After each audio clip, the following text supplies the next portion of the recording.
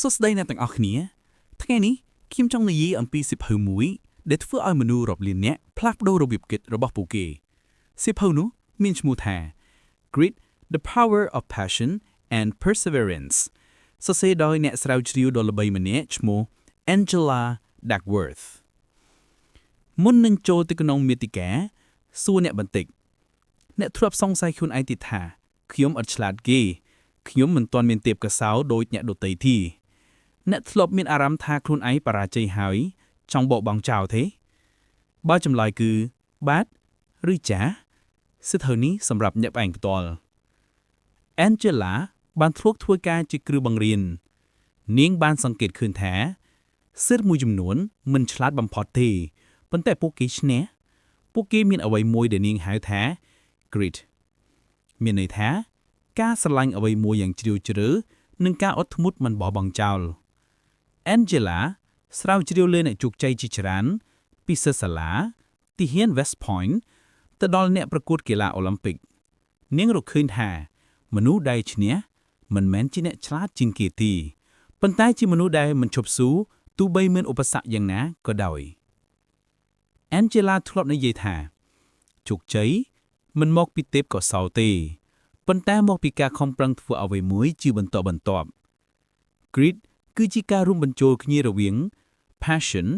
ចិត្តស្រឡាញ់និង perseverance ការអត់ធ្មត់អ្នកអាចមានចិត្តស្រឡាញ់ប៉ុន្តែមិនអត់ធ្មត់អ្នកនឹងឈប់អ្នកអាចអត់ធ្មត់ប៉ុន្តែមិនស្រឡាញ់អ្នកនឹងធុញតែបើអ្នកមានទាំងពីរអ្នកនឹងក្លាយទៅជាមនុស្សដែលមិនអាចរារាំងបាន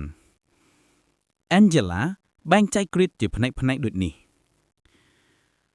ចម្រោកអ្វីដែលអ្នកស្រឡាញ់ពិតៗគុំជ្រើសរើសអ្វីព្រោះគេនិយាយថាឆ្លាតឬធ្វើលុយច្រើនជ្រើសរើសអ្វីដែលអ្នកអាចធ្វើបានរៀងរាល់ថ្ងៃដោយមានចិត្តសប្បាយបន្តអភិវឌ្ឍជំនាញរបស់អ្នករៀងរាល់ថ្ងៃមិនមែនត្រឹមតែធ្វើ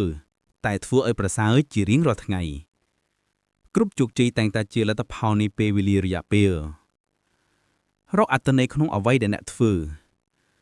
ពេលអ្នកយល់ថាអ្វីដែលអ្នកធ្វើមានតម្លៃនឹងជួយដល់អ្នកដទៃអ្នកនឹងទទួលថាមពលថ្មីក្នុងការបន្តមានគោលដៅវែងនិងចិត្តមិនធន់មនុស្សមាន grit មិនមើលតែថ្ងៃនេះទេពួកគេមើលទៅអនាគត Angela Duckworth ក៏បាននិយាយថា talent ធ្វើឲ្យអ្នកចាប់ផ្ដើមបានលឿនប៉ុន្តែ grit ធ្វើឲ្យអ្នកមិនឈប់ដូច្នេះបើអ្នកគិតថាខ្លួនឯងមិនឆ្លាតគេសូមកុំបារម្ភការខំប្រឹងនិងភាពអត់ធ្មត់អាចយកឈ្នះទេពកោសល្យបានមានពេលខ្លះជីវិតដូចជាមិនស្មោះត្រង់ជាមួយនឹងយើងអ្នកខំសូម្បីតែពេញកម្លាំងប៉ុន្តែវាមិនទទួលលទ្ធផលភ្លាមតែសូមចាំថាអ្វីដែលអ្នកកំពុងធ្វើនៅថ្ងៃនេះកំពុងបង្កើតភាពរឹងមាំនៅថ្ងៃស្អែកដូចជាមេឃដាមតូចមួយដែលលូតលាស់ជាបន្តបន្ទាប់ក្រោមពន្លឺថ្ងៃនិងភ្លៀងវាមិនដឹងថាតើថ្ងៃណាវានឹងធំតែវាមិនឈប់លូតឡើងអ្នកក៏ដូចគ្នាចាប់សង្ខេបជោគជ័យមិនមកពីភាពឆ្លាតប៉ុណ្ណោះវាមកពីការស្រឡាញ់អ្វីដែលអ្នកធ្វើនិងការបន្តធ្វើវាទោះបីជាពិបាកប៉ុណ្ណាក៏ដោយនេះហើយជាអំណាចនៃ Grit បើអ្នកទទួលបានថាមពលវិជ្ជមានពីវីដេអូនេះសូមចុច like និង subscribe ដើម្បីទទួលបានវីដេអូបែបលើកទឹកចិត្តបន្តទៀតទុំបោះបង់ចោលអ្វីដែលអ្នកស្រឡាញ់ពេលអ្នកបន្តធ្វើមួយថ្ងៃជោគជ័យនឹងមករកអ្នកដោយខ្លួនឯង